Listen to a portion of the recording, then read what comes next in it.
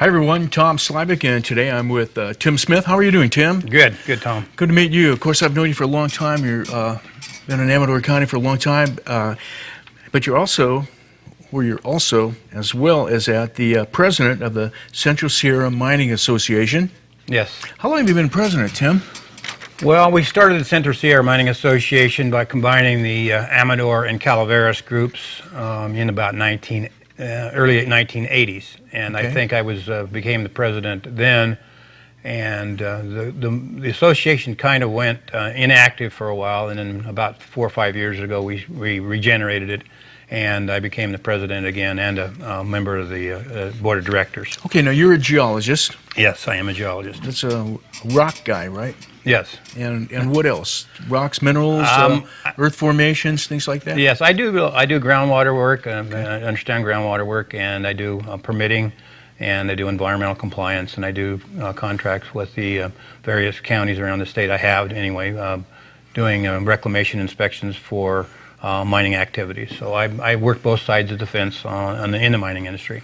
Okay, now is Calaveras and Amador so similar in their geology that we basically have the same kind of mining issues, the same kind of mines, I guess we should say? Same sort of resources? Yes, in general, yes. Amador is blessed with one area that Calaveras doesn't have so much of, and that's the Ione Basin. Right.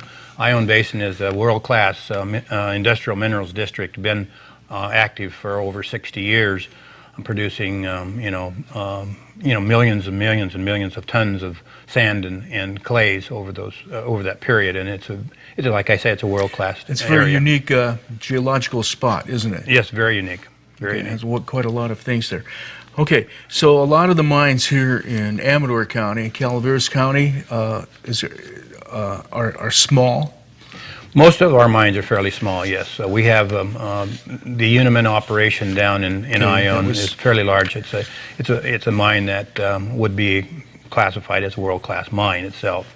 It's currently not active, and we're looking to find an operator or a way to keep those jobs in the county right now, and that's part of what I do in my professional work, and also in my directorship and presidency of the Mining Association, is to try to make sure that jobs stay in the industry, in the county, and in the area. Of course, it would seem to me that in order to do that, we would want to have our mines operating and running, right? Yes. Okay. Yes. Now, mining, when I use that word, it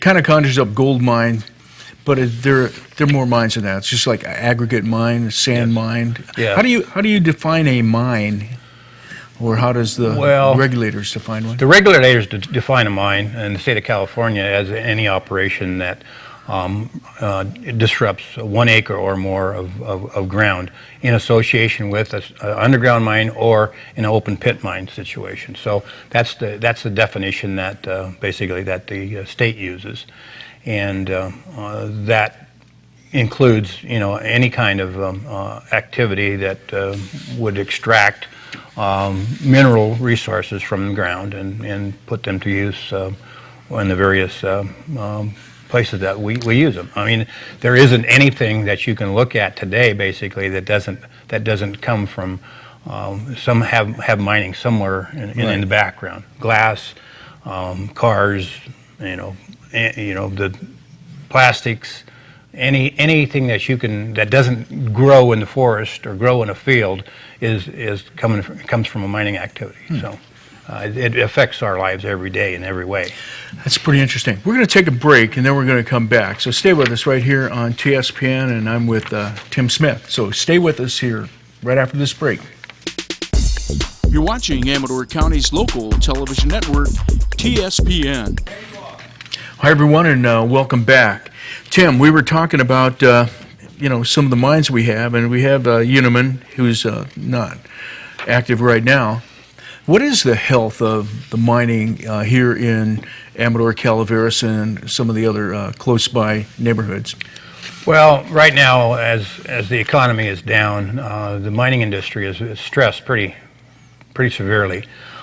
During active, economic times, there's always that cash flow that can absorb regulatory costs and the overheads that go along with an operation. But in downtimes, it's very difficult for people to keep their bottom line going. And unfortunately, in many of these areas where we've got industrial minerals or even metallics or sand and gravel, when you shut down an operation, it's very difficult to capitalize and open it back up again. So there's a stress on industry, especially the small miner industry right now in this area and basically nationwide. But this is a mining area, historically a mining area. It's a very important industry in this county.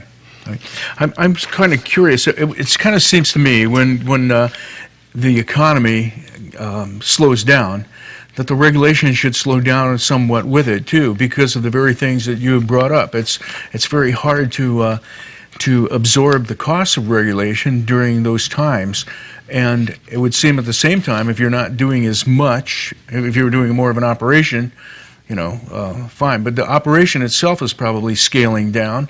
So it would seem to me, common sense would say, that probably the pressure for the regulation right now has eased a bit. Maybe we could ease a bit too in our target dates. No, I don't know that that's necessarily the case. It seems to me that they almost play it like a zero-sum game.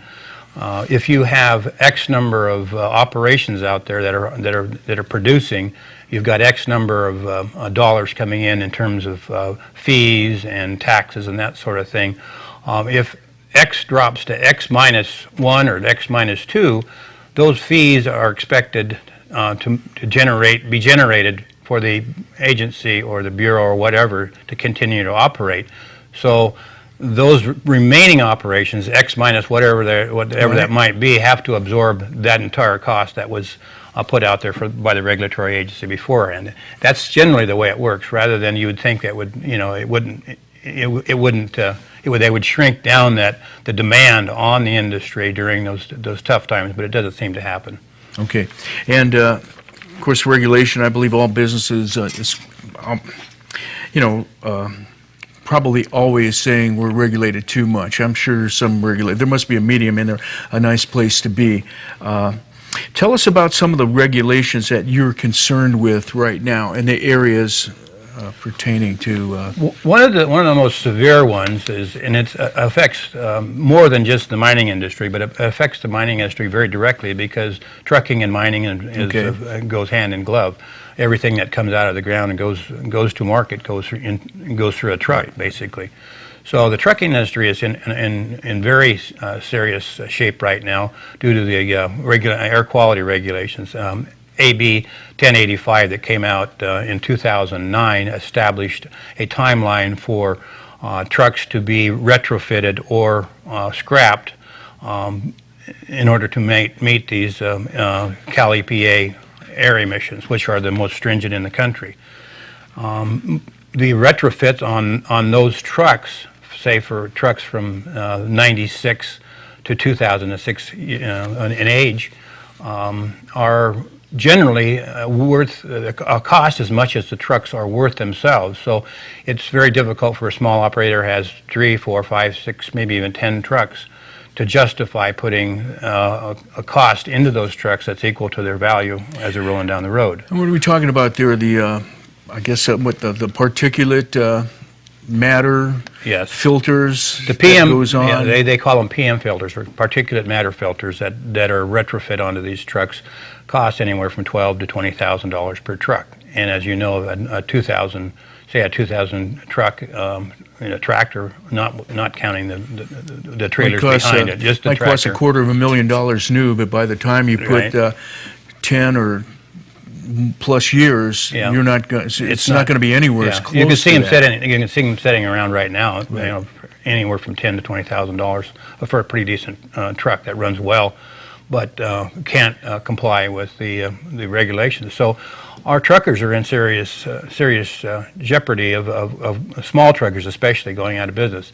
The state managed. I'll just ask you a question now. This trucking regulation, this has been around for a number of years. It seems to me like probably at least 4 years ago or whatever they were.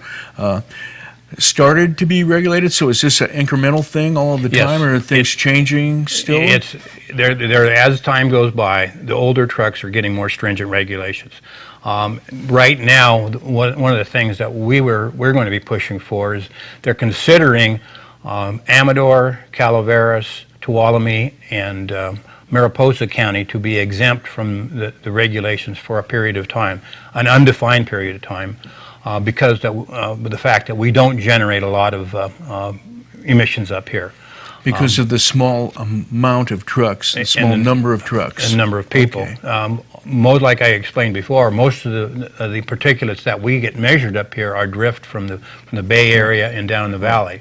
So we have that ambient background, but it's not generated here. So they're trying to give them a break. And I think what we would like to push for is make sure that they do postpone the compliance requirements in these upper counties, these smaller counties that don't generate. Most of Northern California, say from Amador north, is exempt. All those counties that are basically rural counties are right now are totally exempt for a period of time. They have not defined what that period will be, but they're going to have a meeting, I think it's in April of 2014, to define and decide what that exemption means to those counties that are currently exempt. Okay, and also for businesses and counties that have to run like businesses, they need real time dates and real numbers to be able to plug in, to be able to know how much expenditures you have, in order to get their business model right, or even for a county to know what they can do. Yeah. They need this I these think numbers set. It comes back again to the economy of the time.